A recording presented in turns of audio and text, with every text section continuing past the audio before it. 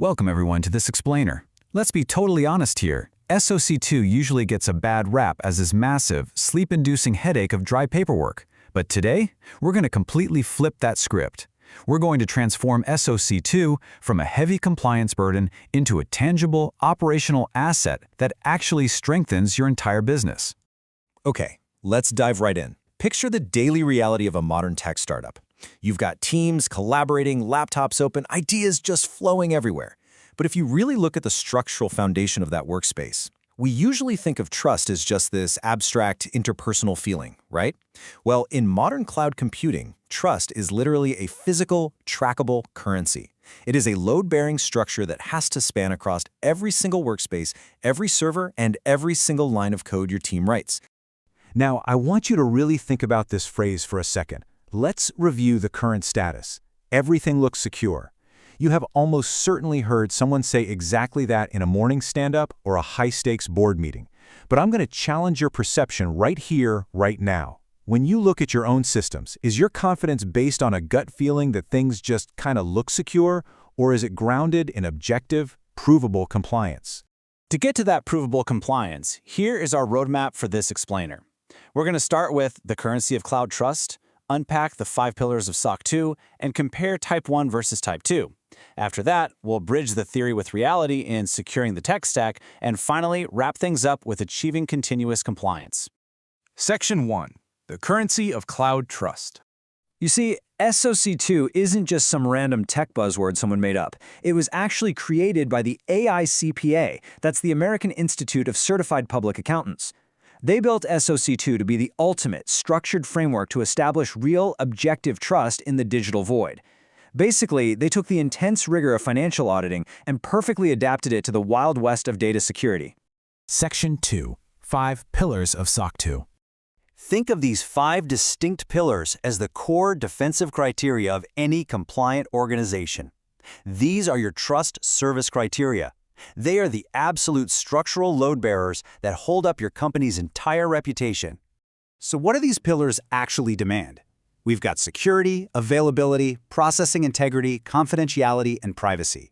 Now, security is the mandatory baseline here. Absolutely everyone has to prove their network is secure from unauthorized access. But the others?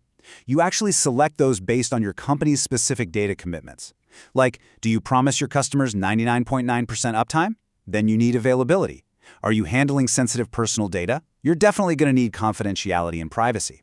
Basically, you build the exact fortress your customers require. Section 3. Type 1 versus Type 2. This is a big one. There is a massive contrast between these two audits, and it's a super common misunderstanding in the industry. Think of Type 1 like a Polaroid photograph of a server rack. It's a single, static snapshot of your data center security taken on one very specific date, let's say August 15th. But Type 2, that's more like a continuous film reel rolling over time. It represents continuous monitoring and ongoing effectiveness. Let's really crystallize the difference here, because it's absolutely crucial. A Type 1 report evaluates the design of your controls at a single point in time. It basically proves you built the rules. But a Type 2 report evaluates your operational effectiveness over a testing period, which is typically a minimum of 6 to 12 months. So Type 1 proves you own a security manual, Type 2 proves you actually enforce those rules every single day. Section 4. Securing the tech stack. Let's see how this works in the real world. Before you can monitor anything, you have to precisely define what you're actually protecting. We call this the audit boundary, or the scope. It's like a virtual fence that specifically encloses things like your API gateway, certain load balancers, and specific storage clusters, while deliberately excluding stuff like other public cloud regions or old legacy mainframes. Knowing exactly where your audit boundary begins and ends is literally step 1 in operational compliance. Once you've got that boundary set, how do you protect access? Well, this is where you see the security pillar in real-time action. Imagine looking at your identity dashboard and seeing a 98.2% usage rate for multi-factor authentication, or MFA. When you see those approved prompts coming through on a user's phone, you aren't just saying you have security. You have concrete, undeniable evidence that identity access is tightly controlled and actively enforced. But what happens when an engineer needs to change the code inside that protected boundary? This is where change management compliance kicks in. In your task tracking tools, say on a ticket like Jira 401 for a new authentication flow, auditors don't just want to see it move to the approved column. They want to see a verified digital signature from the developer, like John Smith, fully dated and time-stamped. That right there is the exact kind of undeniable audit trail auditors are hunting for. Section 5. Achieving continuous compliance. Now this is where solid incident management really proves its worth. Let's say a phishing alert triggers. If your service level agreement, your SLA target, for resolving a critical issue like that is 2 hours, and your team quarantines and resolves it in 1 hour and 20 minutes, that's huge. And if you're maintaining a 96.5% SLA compliance rate over 30 days, that is not theoretical anymore. That is provable operational effectiveness right there. Let's connect this back to the availability pillar we talked about earlier. Imagine looking at your backup dashboard and seeing 124 protected resources, with 0 left unprotected. You're seeing successful backup completions and verified S3 bucket encryption using managed keys. That dashboard becomes your ongoing, living evidence that if a disaster ever strikes, your systems are highly available and your data is absolutely recoverable.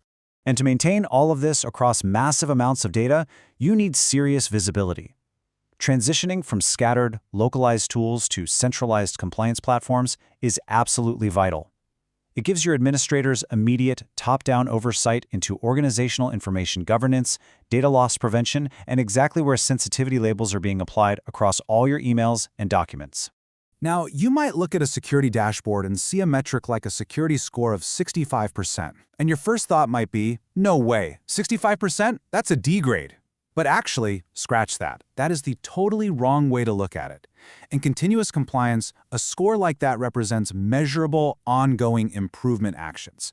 It tracks how many security recommendations you've actually implemented versus what's still available to do. SOC 2 Type 2 is all about demonstrating that continuous journey of improvement, not just cramming the night before for a one-time pass or failed. And when you finally combine all of it, that strict audit boundary, the intense MFA enforcement, the flawless digital audit trails, the SLA tracking, and the continuous data governance, over a rigorous 6 to 12-month period, you get the ultimate payoff, a verified, glowing SOC 2 Type 2 certified seal on your company's report. It proves to your clients and partners that your commitment to security, availability, and confidentiality is time-tested and absolute. So, I want to leave you with this final provocative thought. Go back and look at your own dashboards tomorrow morning. Ask yourself, is your tech stack truly secure with the hard audit trails and continuous monitoring to prove it to a strict third party? Or is it all just an illusion of safety? I highly encourage you to rigorously evaluate your own infrastructure and strive for that continuous, provable operational compliance. Thanks so much for joining me on this explainer, and keep learning.